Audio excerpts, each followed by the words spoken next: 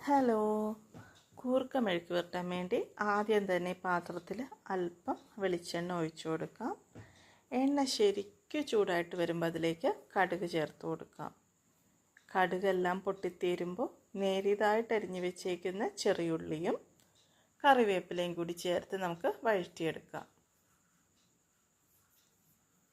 കറിയൊക്കെ വെക്കുമ്പോൾ പ്രത്യേകിച്ച് മെഴുക്ക് പുരട്ടിക്കൊക്കെ ചെറിയുള്ളിയാണ് കൂടുതൽ ടേസ്റ്റ്. ഇനി ഇതിലേക്ക് അല്പം ഉപ്പ് കൂടി ചേർത്ത് കൊടുക്കാം. ഒരു ഗോൾഡൻ ബ്രൗൺ കളറായി കഴിയുമ്പോൾ 1/4 ടീസ്പൂൺ മഞ്ഞൾപ്പൊടിയും 1 പിഞ്ച് കറി മസാല, 1/2 ടീസ്പൂൺ കുരുമുളക് പൊടിയും കൂടി ചേർത്ത് നമുക്ക് വഴറ്റിയെടുക്കാം. മസാലയുടെ പച്ച മണം മാറുന്നത് വരെ വഴറ്റിയെടുക്കണം. മസാലയിലോട്ട് നമുക്കിനി വേവിച്ച് വെച്ചേക്കുന്ന കൂർക്ക ചേർത്ത് കൊടുക്കാം. കൂർക്ക വേവിച്ചപ്പോൾ 2 പച്ചമുളകും ആവശ്യത്തിന് ഉപ്പും കൂടി ചേർത്ത് വേവിച്ചെടുത്തതാണ്.